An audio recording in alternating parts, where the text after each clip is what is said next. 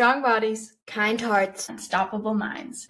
You're listening to Strong Girls Pod, where strong women share their stories to inspire strong girls. Hello, everybody. Welcome back to another episode of Strong Girls Pod. As always, I'm your host, Charlie Ekstrom, and today is a pretty fun one and a pretty special one over here because I am sitting with a dear friend from college, an absolute awesome human being, super stud volleyball player, and as you're going to hear about, super stud in some other sports as well, Miss Jenna Gray. Jenna, thank you so much for coming on. Hello. Thank you for having me. I'm honored. It's so fun. I mean, we'll probably get into this as we go on, but it's really fun getting to kind of have this reunion moment here. And then also on top of it, you know, just getting to do our little banter fun thing that we haven't gotten to do in quite a few years because it's been a couple years since we've been in college together. Yes, and we can talk. We know that. We both can keep going. Oh yes, we can keep it going for a while. If folks really wanted to tune in, we could probably do a day long show at this rate. Easily. Absolutely easily. So on that note, as we get into our full day long recording now, could you, Jenna, give us a little bit about your background and story? I want to hear about your full career spanning what sports, plural, you played growing up, what you do now. I want to hear the Jenna Gray story. Let's open up the file. Well, there's a lot. My life has been a lot of sports. I'm the youngest, so I grew up just getting dragged along to like camps, practices, all of that for my siblings. So I'd just be like on the sideline and they'd just like toss me a ball. So I think easily from the age of like 4, 5 years old on, I was then playing sports. And both my parents were college athletes. My dad played baseball and my mom was a sprinter in college. So a very, very athletic family. I played really everything. I did swimming. I did dance for a little bit. I did softball, soccer, basketball, later on track and field, of course, volleyball. I think that's everything. But yeah, grew up doing all of it. And up until high school, I was still playing softball and soccer and then volleyball. And I hit this point where I was like, I don't have the attention span for softball. These games are really long. And if the ball isn't coming to me, I'm like a space cadet in the field. And with soccer, I was like, I really don't like running. And also with basketball, I think I played basketball until like 6th, 7th grade. And I was like, I don't like physical contact. So volleyball is the perfect package. It's short bursts. There's always something new happening. I'm a setter, so I get to touch the ball and I'm always having a million things going on. So yeah, starting in high school, I just played volleyball. And by my junior year, I was kind of bored in the spring, so I actually tried to join the softball team, but they weren't okay with how much I would miss for club volleyball, so they said no. So then I became a javelin thrower, and because I didn't have to run, and it just seemed, honestly, like we were doing it kind of for the bit. Like my friends and I joined, we were like, this is hilarious, like thrower nation, this is awesome. We'd get like taquitos and Doritos and bring it to the track meets and just sit and then like wipe our hands off and go throw. And yeah, I ended up being pretty good at javelin. So I committed to Stanford. I mean, as you know, the process is different where you have to get into the school first. So I got accepted this summer going into my senior year just for volleyball. For track and for javelin, honestly, I didn't know I was good. Like I was good in the state of Kansas, but I thought I was like, okay. And then yeah, my freshman year, after my volleyball season was over, the track team reached out to me, and I decided to also join the track and field team. And also at that time, they had the indoor girls playing beach volleyball. So somehow I was playing three sports my freshman year. And it was a lot, but it was really, really fun. But yeah, I'm trying to think of everything. I guess I'll breeze through college. I was very fortunate enough to have a great experience, and we won three national championships, which was very cool. Woo! Woo! Uh, for track and field, I got second one year, fifth, and I can't remember the other year. And then COVID canceled my senior season. Then I've played professionally since college. I played in Germany for 2 seasons, France for 1 year, and then Brazil this last season, and I will be going back there again for my 5th season, which is crazy. I was going to say, that is so wild to me hearing that you're in your 5th season of professional indoor now. It feels like yesterday that we were like celebrating your senior year, that we were going to baseball games together and sitting in the stands and just having all of the fun that college and playing a lot of sports and watching a lot of sports for us. And it breaks my heart to say this, and our listeners, you hear Jenna say beach volleyball and I'm a beach volleyball player, and you're like, oh my gosh, so you guys were teammates. Unfortunately, Jenna was not my teammate. She was much too good at throws and at javelin for her to be wasting her time playing 3 sports and playing 2 sports at once. My favorite thing that was always the most casual flex when I would like brag about my friend Jenna over here was I would be like, yeah, she played 3 sports and she like didn't even really practice when she was doing javelin and placed like 2nd or 5th in the nation and like was an All-American as a freshman. I was like, oh, that's super, super casual. Cool. Like you didn't even like, you're like, I didn't even realize I was good. And I'm like, you just would go out and throw the stick really far. I think it's just like the beauty of when you roll into something with like no expectations and no pressure, and you're just like, all right, like I was loose for the meets because I was like, I would throw, they would measure in meters, and I had no concept of how far that was because in high school, in high school they would do it in feet. So like I would literally be at the meets, I'd throw it and be like, they would yell my mark. I was like, I don't know. And they're like, Jenna, you're like in the top 3. And I'm like, oh, cool. Awesome. We're like, sweet, I'll take it. Rock on. Yeah, I'm like, great. Cool.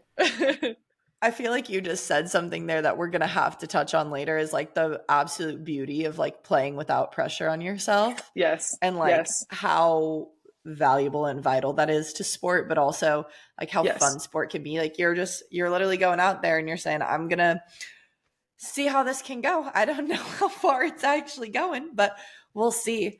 And it's so cool.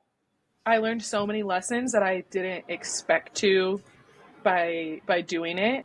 Really, like this sounds so, it's so dumb. It genuinely so dumb why I joined. Like I was like, I get another Nike Christmas if I join the track and field team. So some free t-shirts. I was like, I get a couple more free Nike t-shirts and maybe some hoodies and I'll do it.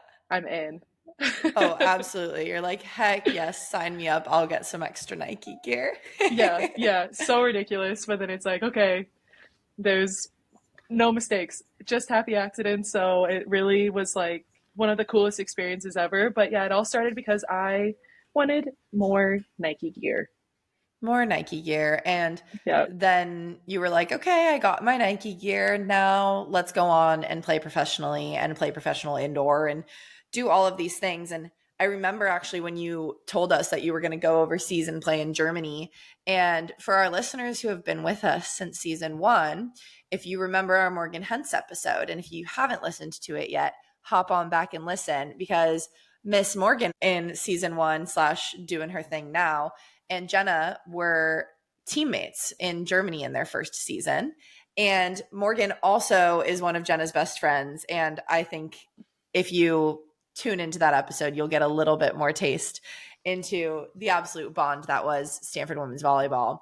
But it's pretty cool. And I kind of want to go into the foundation of professional career. Like, what's it been like going to all these different countries, playing? I mean, it's three different, completely different cultures that you're going into. What's it been like getting to learn about new countries, getting to play at different levels and do all of the things? Oh my gosh, the crazy thing about professional volleyball was that I just didn't know really anything about it when I was in college, which is so crazy because that was my plan.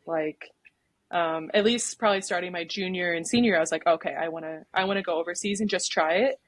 And I just like got an agent. He was like, you should probably go here. I said, okay, I will go there. And you just get put on a flight, you show up, you're just suddenly in another country, and you're like, oh my God, but really, I think my first season was the hardest because, it was COVID, so we were in pretty much like full lockdown the whole time, but it's just such a humbling experience because we were so used to college volleyball where it's like, oh, like I think like I'm at the peak of my career. I know everything. I'm the best, blah, blah, blah. I have all this attention for this. And then you go overseas and you're basically at just the bottom of the totem pole again. Like you don't realize that there was this whole other world and so many different styles of volleyball, cultures, like everything. And so I showed up in Germany at 22 and was humbled because I also realized the best setters in the world are in their like mid to late 30s. So really, I was such a baby on the market. But yeah, it's a cool experience learning different. I also just remember like playing in the German league, I would do things that I was like, oh, this is going to have no blockers. And there'd be like two blockers. And I was like, what's going on? Like in college volleyball, like this would always work. So then it just teaches you like how to be fluid and change the way you think about the game, how you handle like not even necessary like failure, but you're so used to things being easy. So then how is it when every single point feels difficult? Because in college sometimes we had maybe a few really hard matches in a month, whereas like I'm playing professionally where every single match is hard and like you have to show up for every single one. So yeah, that was really difficult. And since then, like I've played, I think Germany and France, the culture was relatively similar. I think they're very friendly for Americans and everything. And my last season in Brazil, also so friendly for foreigners and everything, but very different. It's really hot and they're so passionate. Like my teammates, like I'll get a point and they'll like pick me up, like twirl me, like kiss me on my cheek. And I feel like I'm like not the most touchy person. So at first I was like, oh, oh, okay. Oh.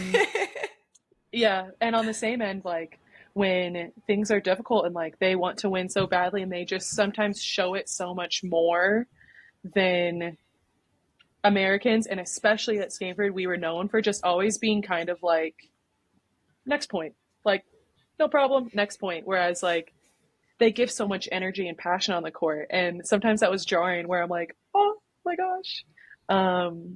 But really it just comes from they want to win so badly. And I can easily say every country I've played in and every nationality that I've played with, I really enjoy it because they bring such a like special and interesting perspective to the game. And again, you at least have that commonality where like we all love volleyball and we all want to win. So you find a way to do it. And I love all my teammates from Stanford, from Eastern Europe, from South America, like everywhere. It's awesome. I love it. That's such a unique and special thing that like pro volleyball has the opportunity and does. It is interesting, like hearing the differences in cultures and you being in the setter position in volleyball. For listeners who are tuning in who are unfamiliar with volleyball, the setter position is a really, really big leadership position in volleyball. They're a playmaker. They decide who's hitting, like who's looking to terminate at the end. And sometimes it's them, sometimes it's a hitter, and it's really up to the setter and you having to go in and adjust and learn new cultures in each of these. It couldn't have been super easy to transition, but also learning to transition, it's like not only are you learning a bunch about different cultures, but you're learning a bunch about yourself and your leadership abilities, your abilities to adjust to tough situations in play. Like that had to have been just such a cool learning experience. And I can't imagine I can't imagine just the ability to like learn and lead in such different cultural situations and scenarios. I'm just thinking about how absolutely fascinating that must have been to learn and to adjust. And you're going into year 2 in Brazil now, and you being the not super emotional, like going back to that high emotions. It's got to have been just so fun to learn and to grow as a person and as a player by like being able to feed off of what your teammates are giving you. Yeah, and it's like it's really cool because I would say I still have maintained how I am on the court, and I think also my teammates learn how to like work with me or understand me. But yeah, it's been like this last season, and it's always nice going back to the same team because it's like, okay, I have a head start. I've played with them for a year. Like I know now what they mean when they react a certain way and like how to manage different situations. But it is really cool and it's been a challenge. But I think that's why I'm so grateful for volleyball. Like when else would you have the opportunity to work under such high pressure situations with people that are so different from you? So it's really cool. It's really, really cool. And it all goes back to that idea of building a team culture and going back and like coming into an existing team culture, but also finding your place in it. And then having teammates who have been a part of it or who are also new and learning to adjust all together. I think indoor volleyball is one of those sports. There's quite a few team sports out there, but indoor soccer, like the sports that require more players, like team sports. I technically play a team sport, but there's also 2 people on the court. It's super dependent on how your culture is with one other person in my sport. But for you, there's 5 other people on the court at all times. And figuring out the ebbs and flows of one another is so vital of like establishing strength and wanting to win. The culture is absolutely everything there.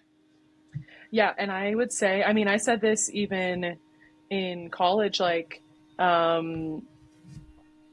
my job, of course, my job has become more about also just being accurate with my sets, but I get the most nervous before games and like during games about how to manage people and how to manage the court. Like that is my main focus when I'm playing is, okay, like, do we need a little more energy? Do we need to like calm down? Like who's on today? Who's not?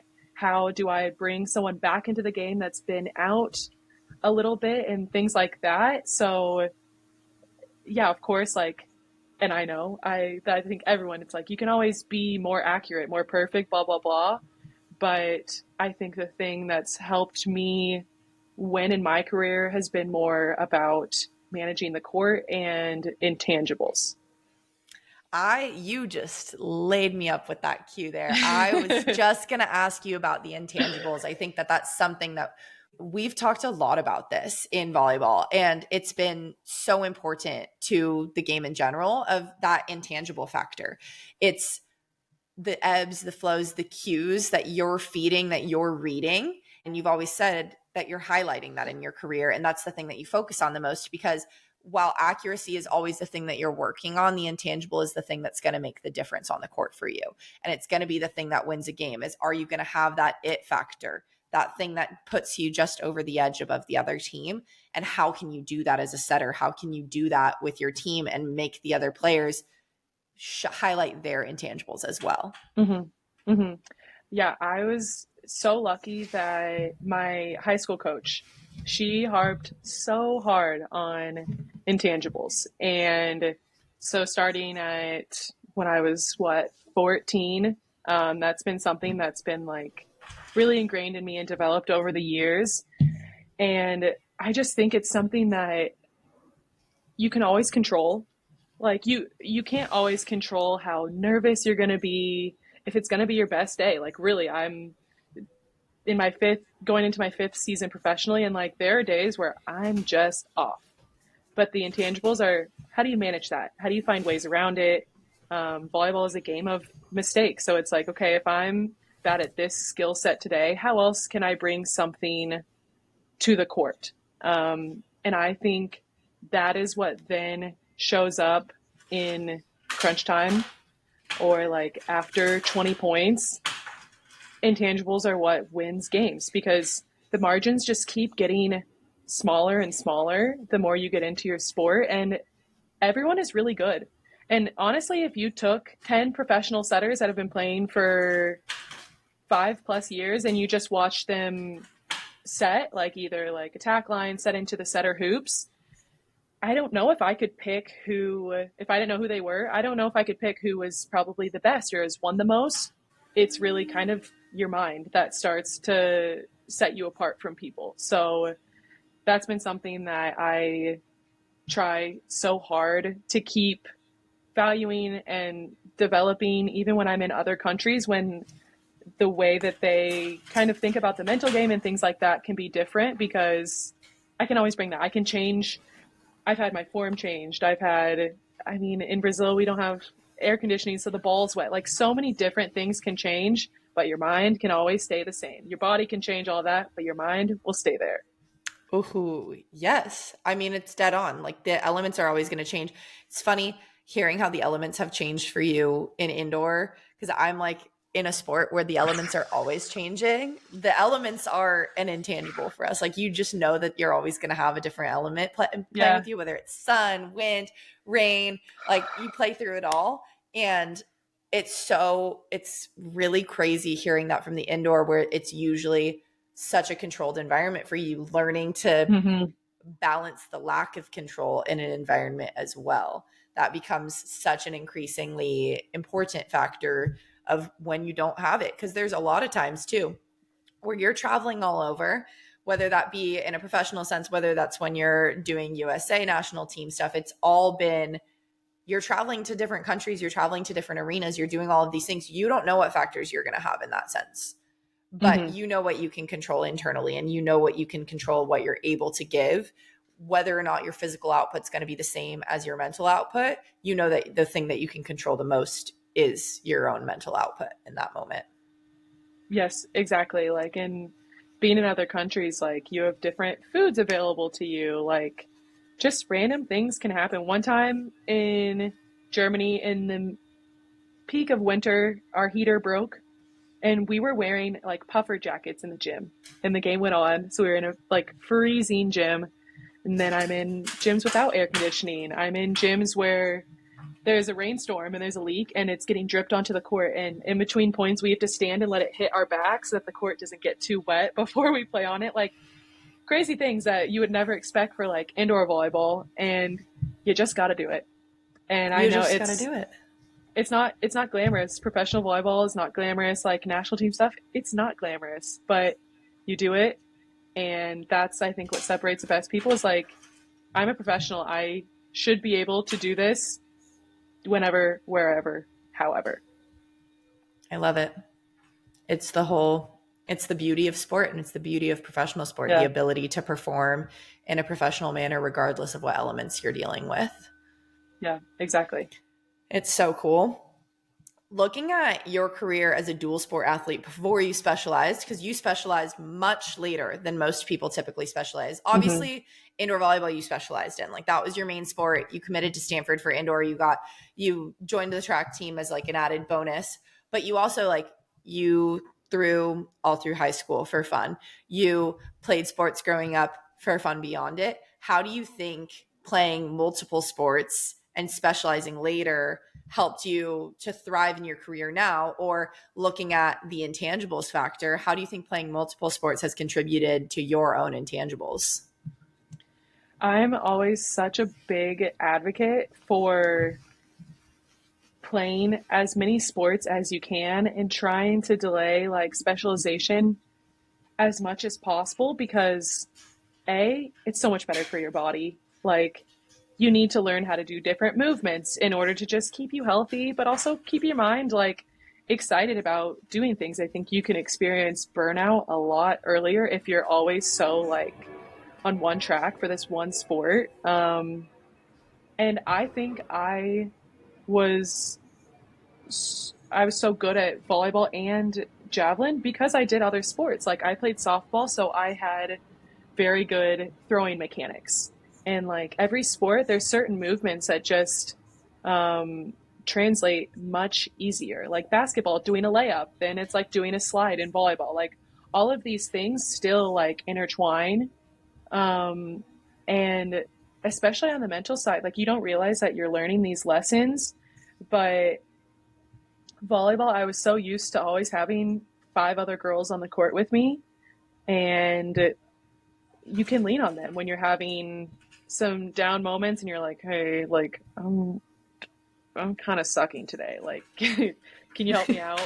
Like I had so many days in college where I'm like, I don't know why, but I just can't, I'm just not pushing the ball to the antenna. So can you just like, please approach inside? And they're like, no problem. I got you. Like, it was always like that. And then you go to when I did beach volleyball, it's like, oh my gosh, like I'm here with just one other person. And I was with Catherine Plummer. So of course everyone's serving me, which means I have to attack.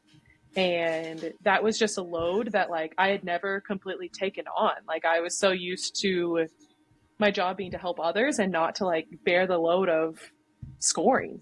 So that was definitely something that I learned, that I had never been pushed to the edge of panic, but beach volleyball pushed me to the edge of panic.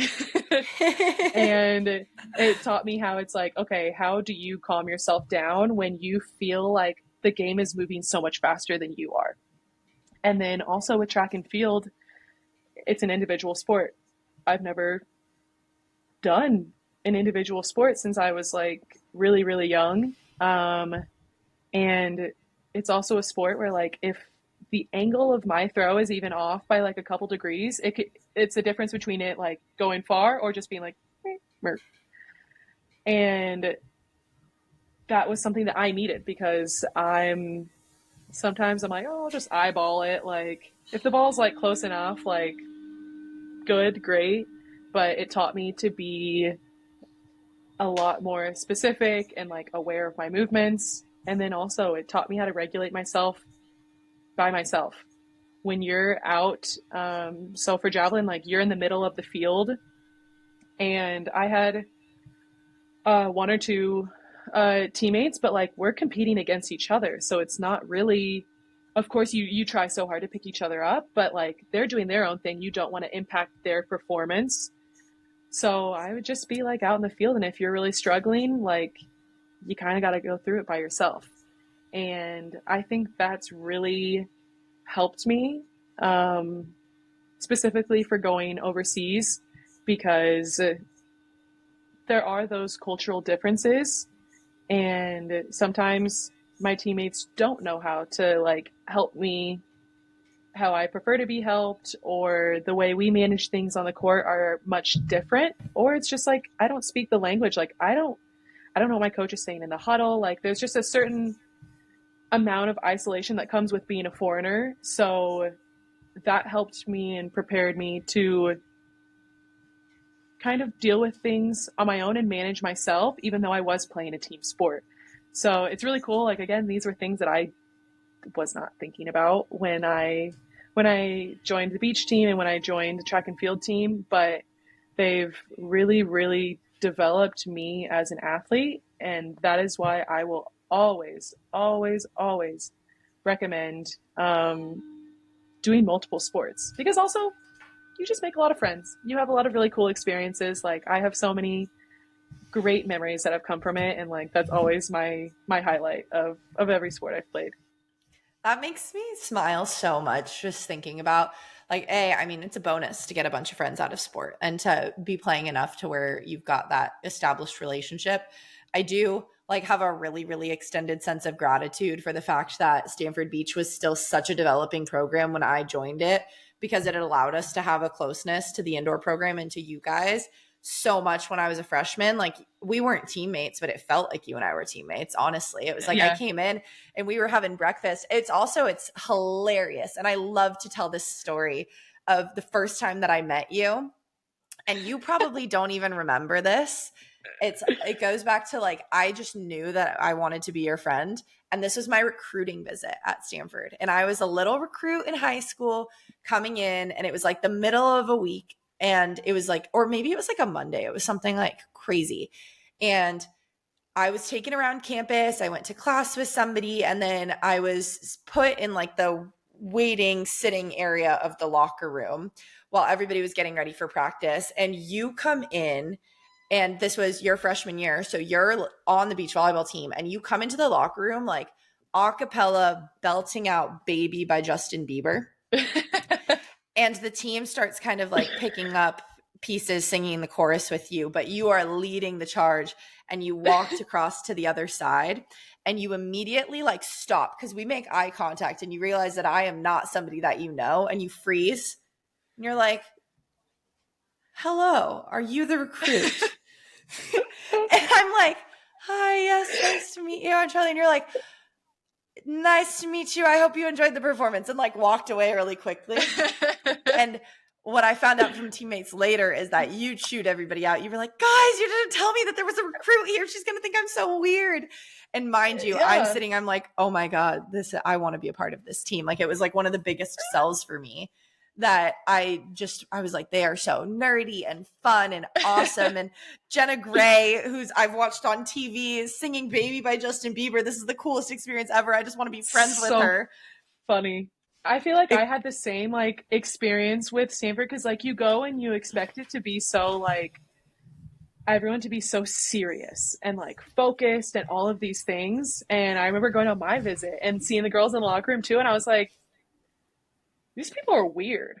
I was like, but like a good weird, weird. And I think like Stanford, and especially like especially our beach program, but also our indoor program, like I always tell myself this, I'm like, you can't say the wrong thing to the right person. Like if you show you're weird, like only the right people are going to pick it up. And that's also why you fit so perfectly with all of us, because it's like we all attracted each other. Like it was just like it had been such a cultural thing like going down that like I had seen stuff like that, and I was like, wait, this place is kind of fun. I'm like, these people are weird. Like this is my kind of weird. I love it. And especially the beach program. Oh my gosh. Andrew like encouraged us to be like the weirdest people ever. And we were given the freedom to do like ridiculous things in practice just to try. But it makes me glad that you weren't like, no, it was such a big sell. I thought the girl was cool, and she was kind of weird. No, I think it was one of the biggest sells for me was seeing everybody like just being really uniquely themselves. It was really cool. And I think like literally going back to that whole foundation that you were talking about like the beauty of like playing different sports and how it kind of allowed you to thrive in this specialization now. Like you literally got to be your own unique type of weird and like have it embraced and highlighted and encouraged through your time at Stanford, to where you got to really learn to be yourself after the fact. It was like, okay, I'm me. I know how to adjust to other people. This is going to be really hard because there's going to be a wide variety of people that I'm playing with and working with overseas now. But at the same time, like I've really gotten to learn who I am. I've really gotten to figure out. And I'm just imagining, I mean, while beach volleyball in a greater sense is really, really, it can be really isolating because there's only two people. At the same time, like you learned isolation at a whole different level playing an individual sport. And it's like those different tiers of, okay, I have a team to fall back on. I've got 5 people. Okay, I have a partner that I'm learning to trust, and I'm learning to take matters into my own hands, because there's a lot of times where it really becomes like, I have to do this in this moment. My partner can't necessarily help me. I'm getting served every single ball. She can't just like scooch over because she has half of a court that she needs to cover too. And then finally it goes to the point of like, there's nobody here to help me right now. Like the only person who can help me is myself. it's only learning it's learning self-reliance, but it's also learning to like have the trust when you have it. And when you don't necessarily have the backup, you're learning to support yourself in the meantime as well. There's been a lot of moments where I'm like, I genuinely am like faking it till you make it. Like I'm like smiling on the court. I'm like, I feel so in over my head. And I think that's also like such a cool thing that volleyball, but also like sports have brought me. Like there's a lot of things that I kind of just got tossed into that I don't think I would have had sports not kind of like force me to like. And I think each moment was a stepping stone for the next. Like me joining the track and field team, like I joined a team where I didn't know anyone, genuinely didn't know anything about this sport. Like I almost like overseas, I showed up and the terminology that they were using, even beach volleyball, I didn't know the rules. I showed up to practice. I was like, well, what are the rules? And it's like a foreign language. Like my track and field coach, I was like, can you please like explain it to me in like a baseball term or like something? Because they're like your penultimum step before you plant. And I'm like, and then I go overseas and they're like speaking German to me and I'm like, so there's so many parallels and you just like learn to either like fake it and pretend like you know what's going on or finally be like, help. Somebody please explain to me what this means as soon as possible. It's cool. It's learning to be your own biggest advocate, but also learning how to do things be self-reliant, but also to be your own biggest advocate in the moment as well. Mm-hmm. Mm-hmm. Absolutely. I love it. And it allows you also to find like a lot of good in each moment as well. I almost want to go in because, and I was framing this originally and we had kind of talked about Strong Girls United in our foundation and something that we do with Strong Girls and one of the mental practices that we do, we call it our 3 good things. And it's our 3 good things segment. And I was going to have you talk about volleyball specifically, but I'm almost going to frame this in 2 different ways for you.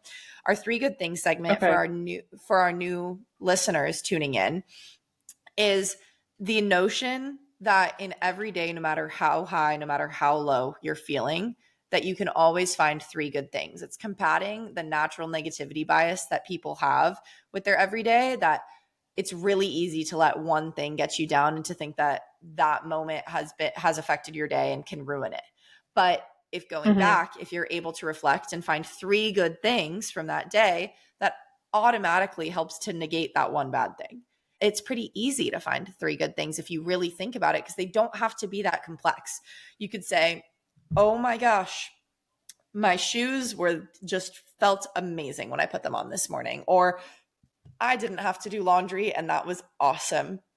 Or I was so happy to have a dishwasher today. Like that could be your good thing.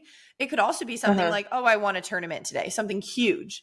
But no matter how good, no matter how big, no matter how small those good things are, you can always find 3 good things in a day. And something that I love to do with our athletes when they come on is talk about 3 good things in sport. Because like you said, sometimes on the court, it does not feel good to be an athlete. It does not feel good to be playing your sport. But there's always good that you can still find. Like you may be feeling on the court like you're having the worst moment of your career. But then you look around and you're like, I'm playing volleyball. This is the sport that I love. Like, I'm so grateful to do it. There's a huge moment of gratitude in those good things. Yeah. And so for this 3 good things segment with you, I want to hear your 3 favorite things about volleyball, like your 3 good things about volleyball.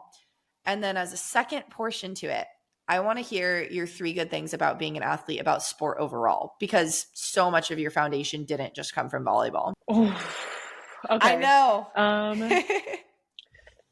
There might be some overlap with volleyball and just everything in general. I think with volleyball, I can say like the number one thing is always going to be like my teammates. Like I've met so many crazy personalities, awesome people, that's like always like they're my best friends for life, whether they're from college before, like, and they're people that I never would have thought that I'd be friends with. So I would say my teammates. Um, I would also say my three good things. I would say the discipline. I'm a very, I can easily be just like go with the flow and not have a plan and do things, but volleyball's taught me a lot of discipline. And then I'm trying to think of one last one. I'll say just like laughter. I think the power of laughter on the court has been like one of my best things, and it's carried through every single country. Like that's been my saving grace a lot of days. Like if I weren't to laugh, I would be crying. So I'll say those three things for volleyball. For just sport in general, or what it's taught me about life, I really do think the number one is also that, like, if you can turn a not so great moment into something funny, then you can get through a lot, and just say, you know what, it really sucks right now, but if I make it through this is going to be a good story. This will be funny. This will be great. The next thing would probably be, yeah, I think just not underestimating your limits and being able to go outside of your comfort zone.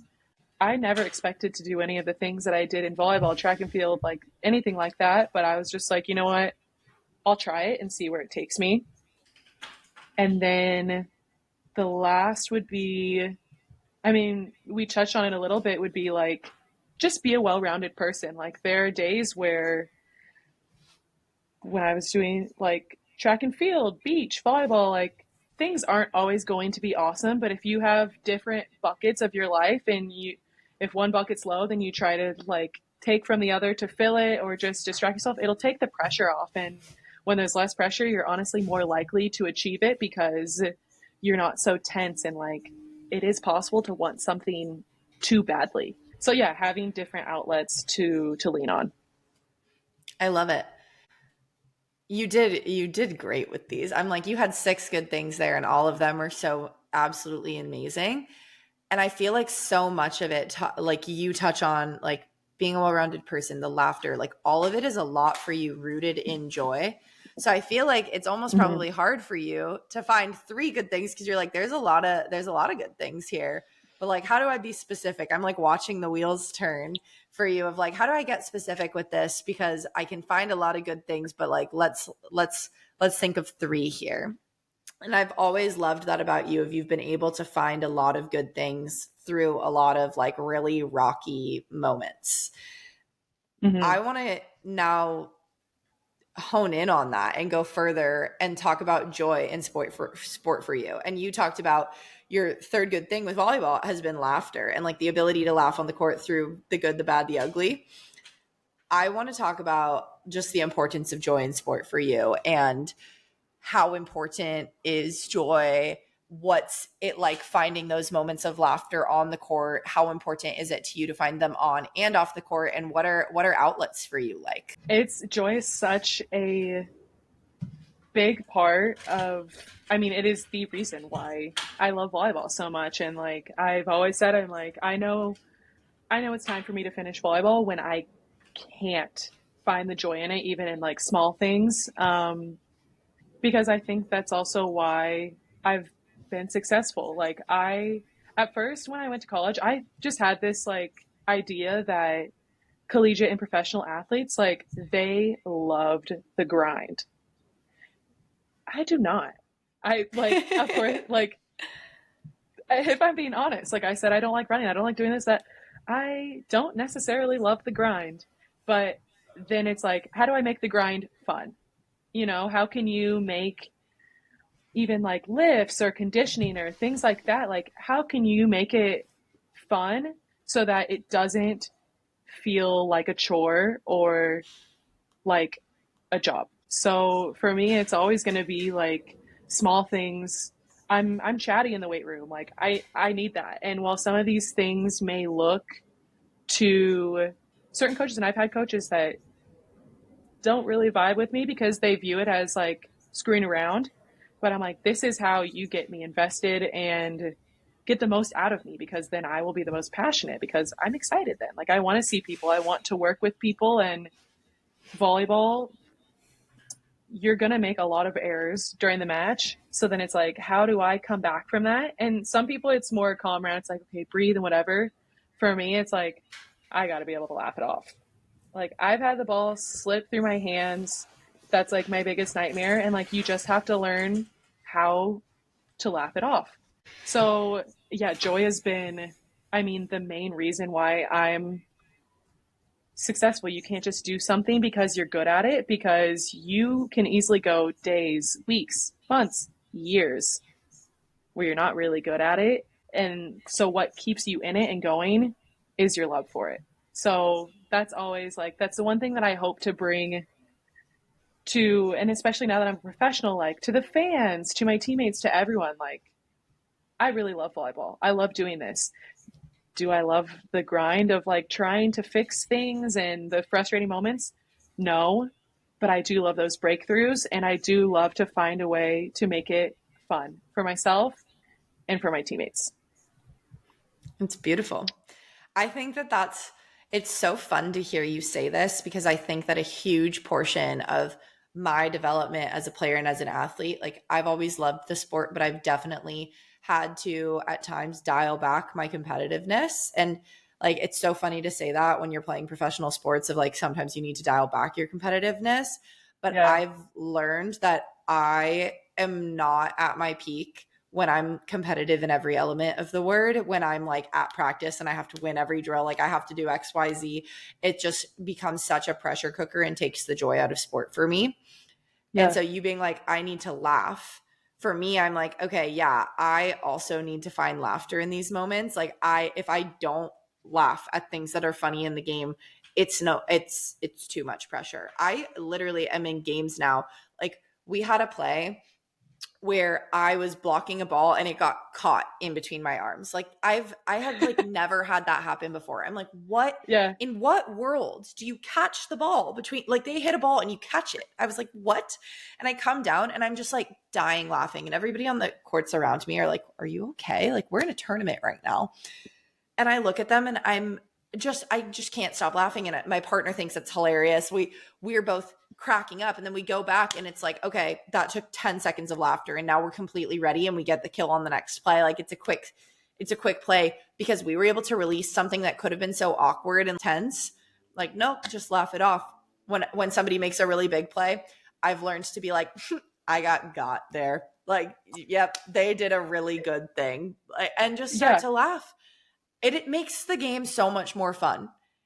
I think for me, like, it makes it so much more fun. And also, I would say if you don't see me laughing and smiling on the court, you're like, Jenna's going through it. Like, because I think that laughter for me is like a sign of confidence, that I'm confident that I can screw up, laugh it off, and then come back and make the next point. And some days it is really hard.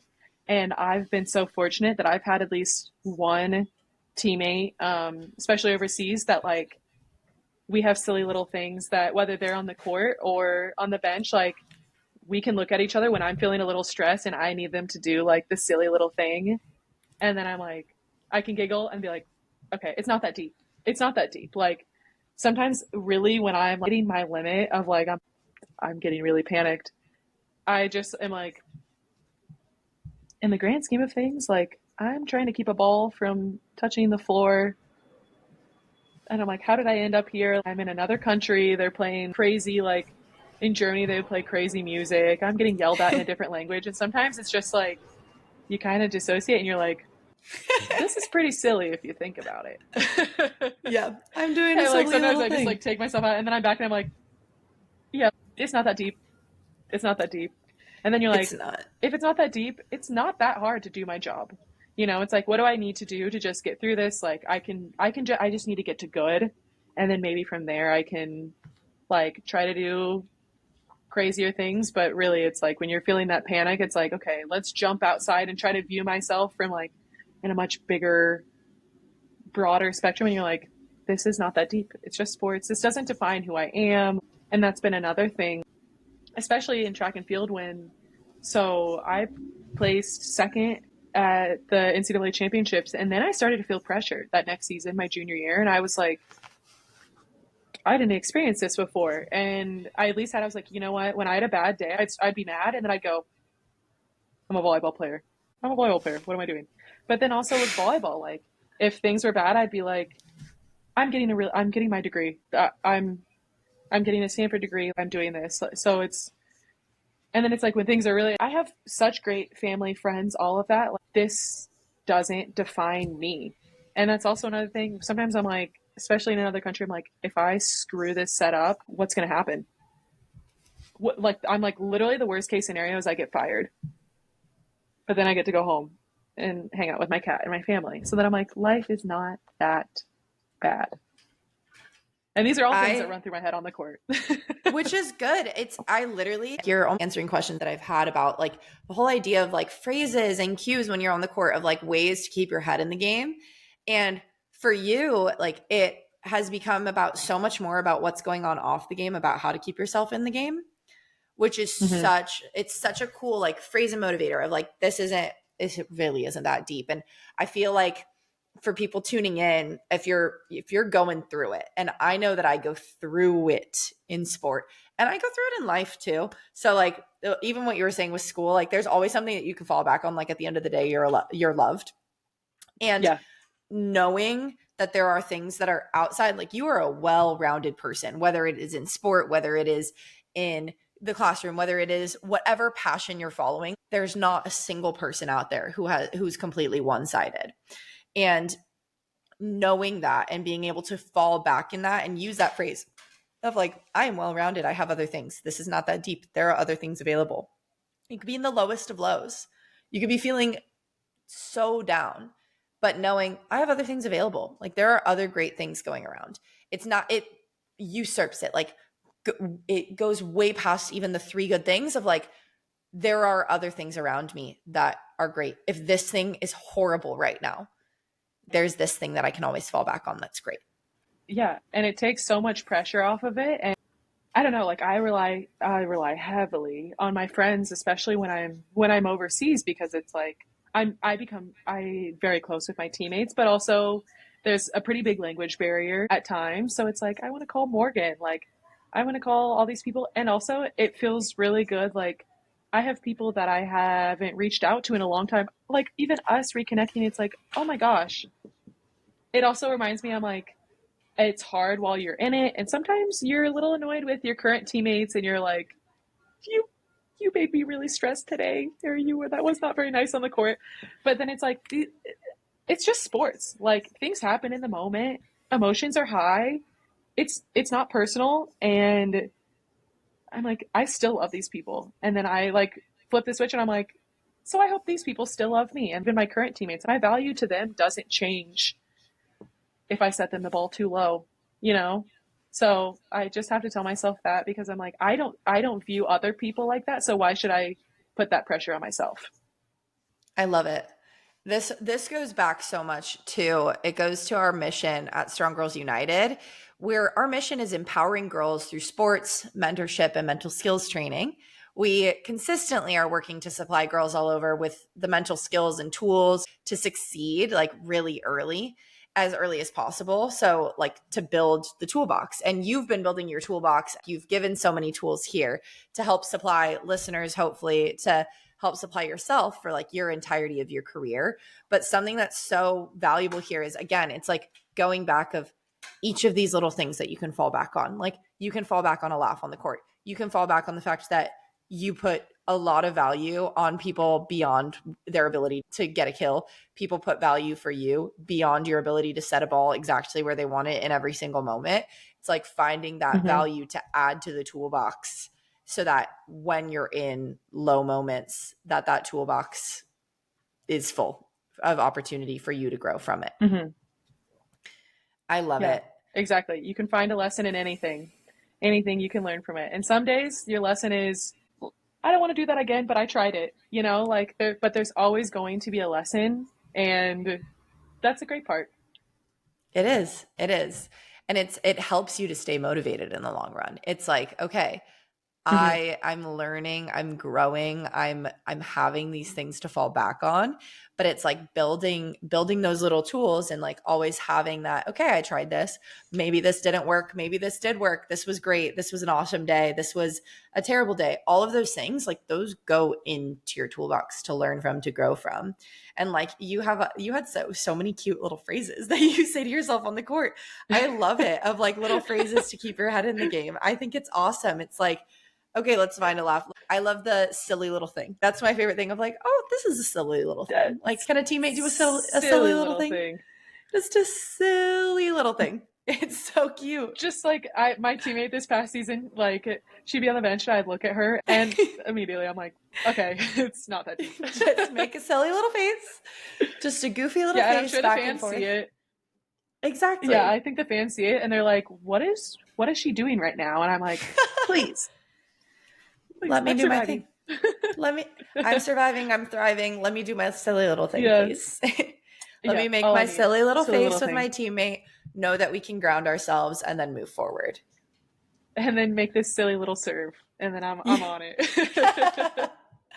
It does. It goes back to your whole keeping the laughter thing of like finding something to Yeah. laugh at. If you can find something to laugh at the end of the day, the really complicated sport that has all these nuances and finite movements that really, really determine how to make it amazing and spectacular to play and to watch and to experience, it all goes down to silly little actions. Yes, all you need. It's pretty cool. Oh, I love it. Jenna, thank you so much for coming on. This Of is so course, much thank fun. you so much for having me. I feel like this also feels like therapeutic because like I don't often verbalize these lessons. Of course, you like sit and you reflect or I talk about it with my friends, but it's really nice to sit down and hopefully have other people gain some perspective and learn some things from my experiences because I have learned a lot through sport and that's why I'm forever grateful for it and always hopeful and excited about the development of women's sports, especially in the United States. It's awesome. It's a special thing to keep watching them grow and to keep watching them thrive. And it's also special, even more so for you as an American athlete who's played a lot of experience overseas of getting to take it back, to come back to the US. Hopefully eventually I'll get to see you more often than when you go overseas for months and months out of the year. But it's really special that you get to take these tools and come back and help to grow the sport even further in your home soil because of how much that you've learned from faraway places. Yes, so that's why I'm so hopeful and I'm excited and big about supporting also all of the other leagues starting up because I know they've been overseas and they've been doing that too. So I'm excited. I would love to be back also so I can see you and be with more Americans and spread the word and help also the younger generation of American volleyball players and just athletes. I love it. Well, Jenna, I have one final little mini series for you here before we wrap up this awesome episode. And Okay. it is our Strong Girls United series questions. They're following the pillars of our nonprofit. So, for our returning listeners, you're quite familiar at this point, I hope, with our Strong Girls United series questions. But for our newbies tuning in for the first time, our pillars of Strong Girls United are strong bodies, kind hearts, and unstoppable minds. And in the spirit of these three pillars, we love to do things in three in case you missed it. Three good things, three pillars, Yeah. where things in threes just feel right to us. They're happy, silly little things going back to all of that. Silly things. So, on the note, following the pillars of our nonprofit, Jenna, how do you keep your body strong? I keep my body strong by, I think a big thing has been reminding myself that my body is here to feel good and to function. So I should treat it accordingly. And it's not meant for purely for aesthetics. So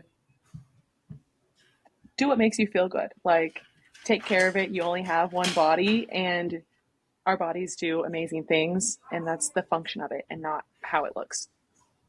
I love it. Now, next up, how do you keep your heart kind?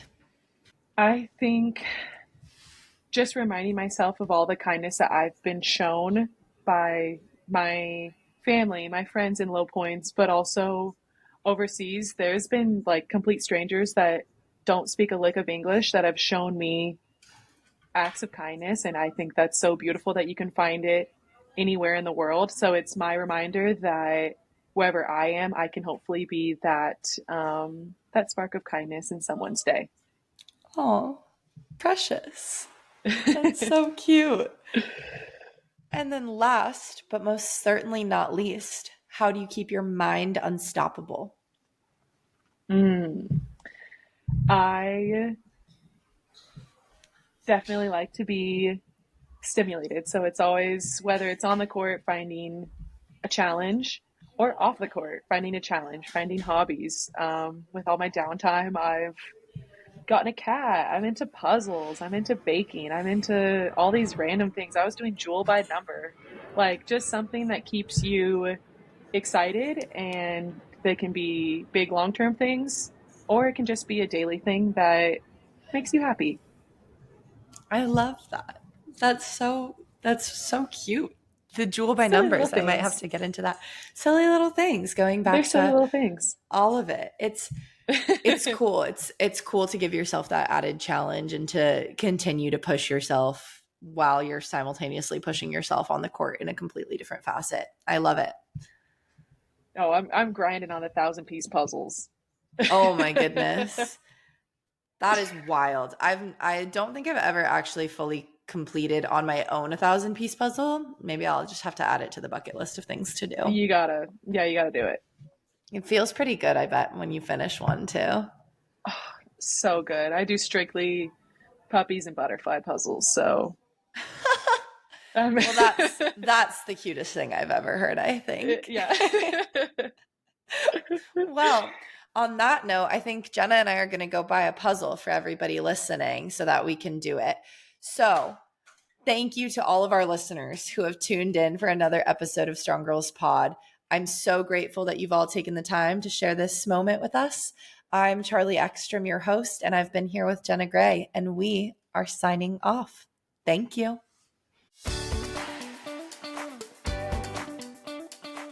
Thank you for taking the time to join us today on Strong Girls Pod. In the spirit of growing community and inspiring strong girls and women everywhere, please subscribe, rate, and leave a comment about our podcast. Tell your friends, family, really everyone to listen in and enjoy. This podcast is sponsored by Strong Girls United, a nonprofit with a mission to empower girls to be strong, confident, and resilient through sports mentorship and mental health programming. Visit sgunitedfoundation.org to learn more on how you can get involved today.